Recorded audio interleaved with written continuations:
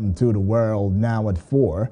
I am Uduak Daniel. First, let's talk the headlines. And on the headlines, President Buhari impressed by Bello's performance in Kogi. Still on the headlines, UN denies support for forming government in Libya. Also on the headlines, amid tensions with North, South Korea hold military drills. And on sports, Liverpool confirms signing of World Cup star Cody Gakpo. And now the news in detail. Nigerian President Muhammadu Buhari on Thursday expressed satisfaction with the performance of Kogi State Governor Yahaya Bello, saying he is impressed and proud of the governor. The president, who is on a working visit to Kogi State to inaugurate some legacy projects, said he was not in doubt that Governor Yahaya Bello was one of the best performing governors in the country. President Buhari, while inaugurating the 200-bed ultramodern hospital in Okene, assured the people of the state that the Ajaokuta Steel Company will soon come alive. The Governor Yahaya Bello. We are an administration that pride ourselves in the fulfillment of our electoral promises to the Nigerian people at both national and sub-national levels. This is why I am glad that we have an impressive array of legacy projects through your own state government and proof of our stewardship of Kogi State. I have been briefed by the governor and the new... Earlier in his welcome address, Governor Yahaya Bello thanked the president for the numerous support he has given the state and said all the resources accruable to the state, either as monthly allocations and internally generated revenue, that is the IGRs, have been judiciously expended. He said among the projects to be commissioned by the president include Agasa Upogoro Penane Road, the new Ohianoi Palace, the ultra-modern Reference Hospital Okene, and the Confluence University of Science and Technology Osara. Away from that story, the National Assembly has increased its budget to 228.1 billion naira for the 2023 fiscal year. The approved sum is part of the 21.8 trillion naira budget for 2023 passed by both the Senate and the House of Representatives on Wednesday. A breakdown and details of the allocation are contained in a document obtained by the press. The media reported how the 2023 budget passed by the lawmakers reflects an increase of over 1.3 trillion naira against the 20.5 trillion naira proposed by President Muhammadu Buhari in October. In the 2023 budget, the lawmakers said they approved 228.81 billion naira that for the legislature for the upcoming year, the highest ever. The lawmakers increased their 2023 budget despite an initial increase by the president from 125 billion naira in previous years to 128 billion naira for 2021, 134 billion naira for 2022, and 169 billion naira for 2023. It is the last federal budget for Buhari administration as it will leave office in May 2023. The Economic and Financial Crimes Commission, that is the EFCC, has concluded plans for conduct of sale of properties which are subject to final forfeiture orders. The commission had on Saturday, December 24, 2022, publicly announced commencement of the auction exercise with advertorial in major newspapers inviting bids for the properties. According to the EFCC spokesperson Wilson Uwujare, disclosing in a statement saying interested persons or organizations have until 12 p.m. Monday, January 9, 2023 to submit their bids. According to him, the properties consisting of 61 units of luxury apartments, plots of land and apartments across the country are being offered for sale in accordance with the Economic and Financial Crimes Commission, that is the EFCC Establishment Act 2004, Public Procurement Act, that is the PPA 2007, and the Proceeds of Crime Recovery and Management Act 2022. Ojare said the auction is open to members of the public with the exception of individuals and corporate entities who have been and/or are being persecuted by the EFCC, directors of such companies and employees of the EFCC.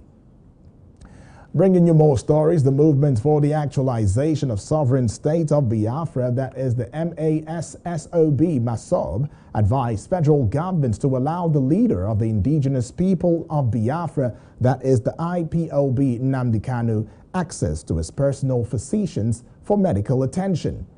Kanu has been attending his court trials from the facility of the Directorate of State Services, that is the DSS, where he had been detained since his arrest. His counsels had raised the alarm over his deteriorating health, fueling calls by well-meaning Nigerians and human rights organizations on federal government to allow him access to his physicians. Buhari led a federal government if Kanu dies in DSS detention. The pro-Biafra group condemned the insensitivity and carelessness of federal government on the deteriorating health of Kanu. Coming right up shortly would be news from other parts of Africa. Don't go away.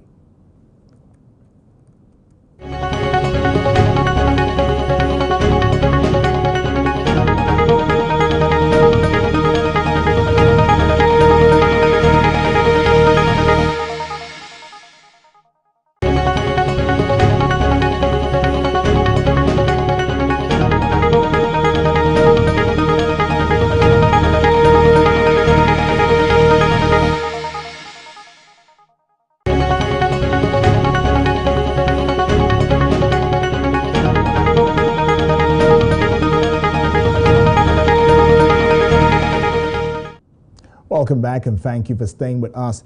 This is still The World Now at Foreign Hills TV. The UN mission in Libya on Thursday denied reports about supporting the formation of a new government in the war-torn country. In a statement, the UN support mission in Libya, that is the UNSMIL, called on Libyan rivals to refrain from any actions that could threaten the fragile stability in the country. Local media reports emerged on Wednesday about UN envoy Abdoulaye Bathili's desire to form a new government in Libya in an effort to resolve the conflict in the country. The mission said in a statement that UNSMIL notes false online reports that SG Bathily plans to announce a new roadmap, including a new government, adding that sort of fake news is aimed at generating confusion about the current political situation and process, and in particular the role of UNSMIL, which is not to impose but to support a Libyan solution. The mission also made mention of the fact that there are calls on all parties to refrain from any action that could threaten Libya's fragile stability, including spreading misleading and unfounded information. And now let's take you to Ghana. In Ghana, the capital of Accra, young men and women in Pink Floyd have given fresh life to Western clothing waste. The vintage gala, as 23-year-old founders Prince Quist and James Adam Joe Budati dubbed it, brought together a movement of young vintage enthusiasts pushing back against the global fast fashion industry by encouraging their peers to shop second-hand. Quist said, seated in front of the booth for this online shop, said wearing clothes that were made back in the days helps the environment by not using the raw materials and other things needed to make new one. Recycling better.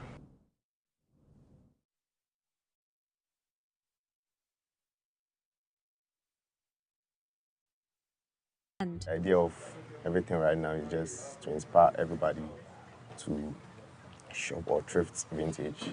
So we are not just saying second-hand goods are second-class stuffs. So we are just trying to inspire people that shopping vintage makes recycling better. Darty added that the idea is just to inspire everybody to thrift vintage because second-hand goods aren't second-class stuff, adding that shopping vintage makes recycling even better. Where a cloth has been made back in the days, and you are not going to buy a new clothes, but you want to wear something that has been made previously. That way you are helping the environment by not using raw materials, using other things to reproduce. Reports show that Ghana receives around 15 million items of used clothing each week from Western countries, offloaded in bulk, often at negligible prices and questionable quality. And now let's move away from that story right now and bring you more stories as we get on to the fact that at least 65 people have died as a result of the extreme weather, with the region in and around Buffalo, New York State, emerging as ground zero for an Arctic deep freeze. Officials said and confirmed storm-related deaths in the counties of Erie and Niagara counties rose to 32 on Tuesday. Newsmen gathered that flood warnings have been issued for later this week as the snow and ice thaws, and with rain also forecast. Erie County Executive Mark Polokars said some of the dead were found frozen in cars or died in medical emergencies such as cardiac arrest while shoveling snow. According to the National Weather Service, that is the NWS, in and around Buffalo, up to 52 inches, which is 1.32 meters of snow, fell over 4 days, and a bit more was expected by Tuesday night. But the situation is not expected to get better anytime soon, with the NWS meteorologist Bob Oravec forecasting a rapid thaw later this week, along with rain, which could cause flooding in difficult conditions. A resident of Buffalo spoke to correspondents on the disaster, and also away from that residence, President Joe Biden has authorized federal support to help those left without power. The World Now at 4 continues amid escalating tensions with North Korea. The armed forces of South Korea on Thursday held military exercises. The military exercises come after Seoul failed to detect North Korean drones crossing into the southern side of the border, triggering shutdown of 2 major airports and later the scrambling of jets and other armories. The South Korean military conducted drills Thursday to strengthen its defense against potential drone-based provocations by North Korea.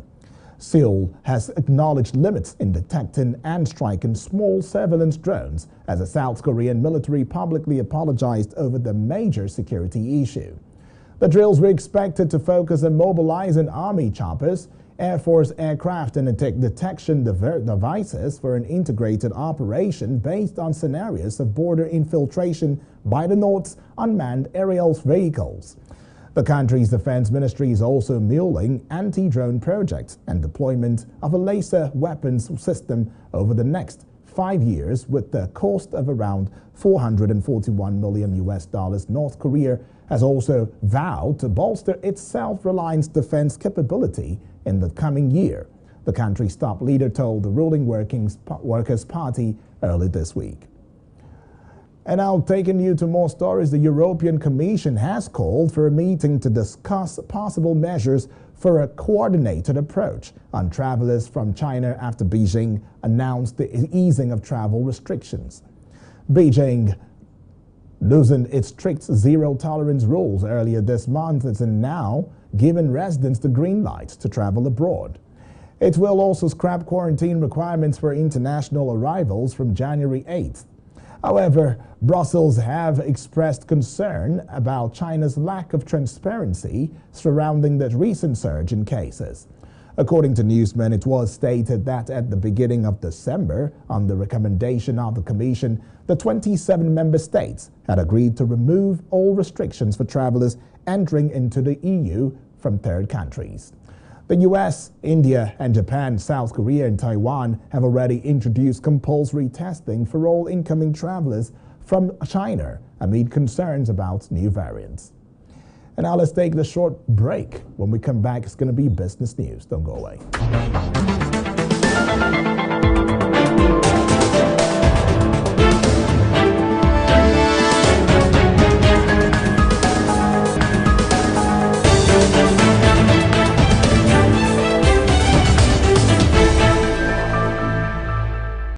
Welcome back, and thank you for staying with us. This is The World Now at 4 on Hills TV, and this is the Business Desk. Talking business, the Nigeria Labour Congress and the Trade Union Congress, that is the NLC, TUC respectively, have listed conditions for the proposed review of the national minimum wage, saying the continuous rise in inflation and the devaluation of the naira must be checked before the salary increase announced by the federal government could be considered.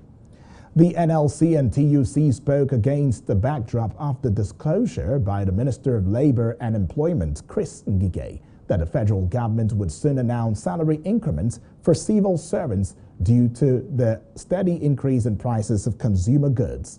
But reacting to the planned salary review on Wednesday by Ngige, the Deputy President, NLC Joe Ajero, told newsmen that the government, employers and labor unions must meet to review the minimum wage before any hike could be considered. Speaking with our correspondent in Abuja, the TUC Secretary General Nuhu Toro stressed the need for the government to address the devaluation of naira and rise in inflation, while also reiterating the need to regulate the cost of goods and services. Also speaking, the national president of Association of Senior Civil Servants of Nigeria, Tommy Etim, asked the government to provide additional benefits for civil servants, as this will help cushion the effect of inflation. Taking you to Turkey and having you know that Turkey will consume own natural gas by March 2023, the energy minister has said, following the announcement by President Recep Tayyip Erdogan that the country's reserves in the Black Sea fields have grown to 710 billion cubic meters, with a recent discovery of 58 billion cubic meters of natural gas. Turkey discovered a massive natural gas field dubbed Sakarya Field with around 540 billion cubic meters in mid-2021 in the Black Sea. Erdogan informed that it merged that Sakarya Field contained 652 billion cubic meters of natural gas as a result of a re-evaluation study carried out by one of the world's most credible companies. Recalling that the government is working day and night for linking the natural gas to the country's national gas distribution network, the president said the gas found in Kaikuma will first be linked to Sakarya Field and then will be carried to the mainland. Erdogan said the government will continue searches for more hydrocarbon reserves, both onshore and offshore, with the Black Sea as a primary focus.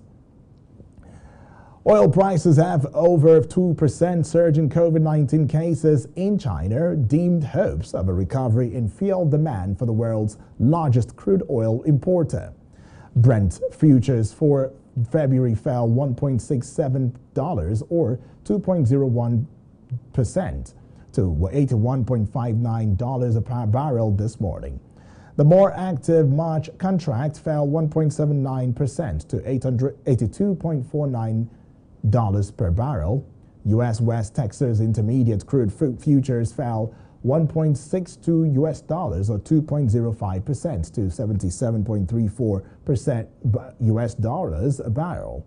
According to reports, the scale of the latest Chinese COVID outbreak and doubts over official data prompted some countries to enact new travel rules on Chinese visitors, even as China began dismantling the world's strictest COVID regime of lockdowns and testing. In related development, oil marketers were also buffeted by expectations of another U.S. interest rate increase as the Federal Reserve tries to limit price rises in a tight labor market. U.S. crude oil inventories fell less than expected by about 1.3 million barrels in the week ended December 23, according to market sources citing American Petroleum Institute figures. We'll now go very quickly on the short break. When we come back, it will be more on sports on The World at 4.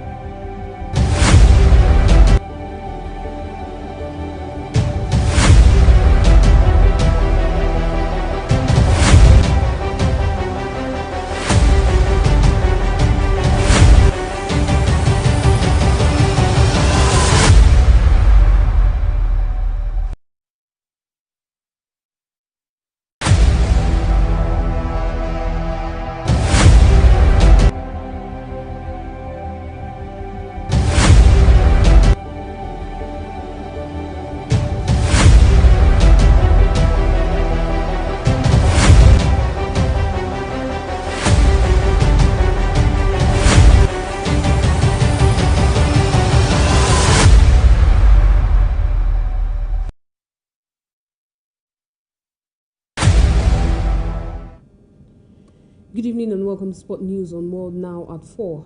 I am Memo Cynthia Asoya. Super Eagles striker Victor Osimhen has been nominated for 2 awards, including Best Club Goal and Assist for the year 2022 by his Italian Serie A side Napoli.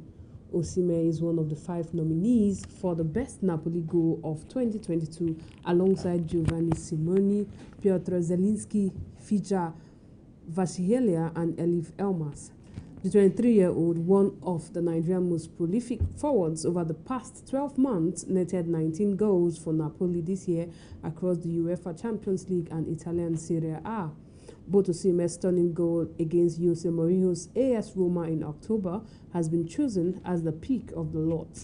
Meanwhile, Napoli is planning to extend Osimhen's contract, but they have eyes on Portuguese striker Beto if negotiations fall through, according to reports. Away from that to the Manchester City, where Erling Haaland has continued from where he left off before the World Cup break, as he scored 2 goals to power Manchester City past Leeds United in the English Premier League on Wednesday. The feat now made Erling Haaland become the fastest player to reach 20 Premier League goals in a season. City took the lead just before the break through Rodri's follow-up finish after a series of attacks launched to break a stubborn lead backline.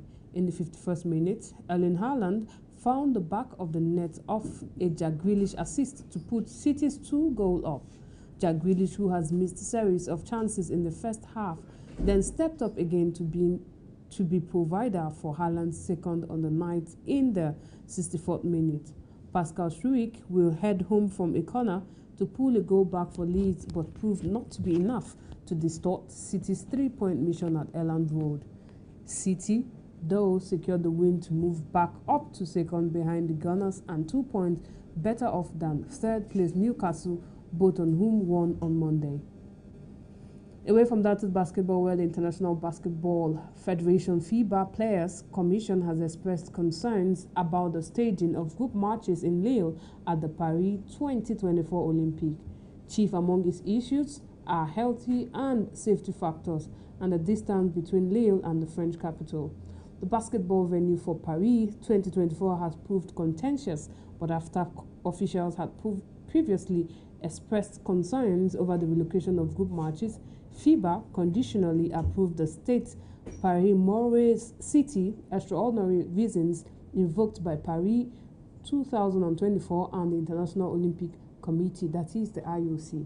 However, it insisted this was pending confirmation that the FIFA requirements are met, notably those relating to the health and safety of the players and the association and the risk. At its final meeting of the year, the FIBA Players Commission, chaired by former German player Dirk Nowitzki, expressed concern about the Stade Paris-Maurice being used for group matches at Paris 2024.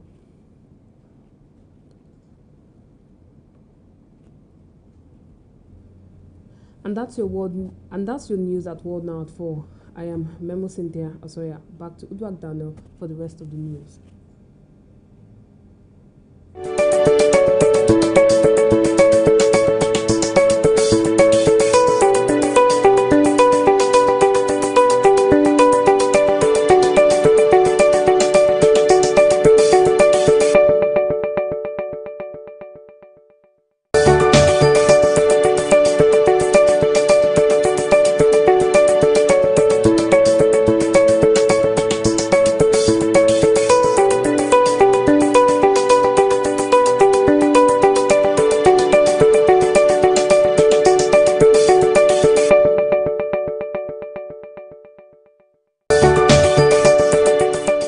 Always a delight to have you back on Sports, Memo Cynthia Asoya. And that's how we call it a close for the World Now at 4. But before we go, a quick look at our top stories. We told you President Buhari impressed by Bello's performance in Kogi for forming government in Libya. We told you amid tensions with South Korea hold military drills in honor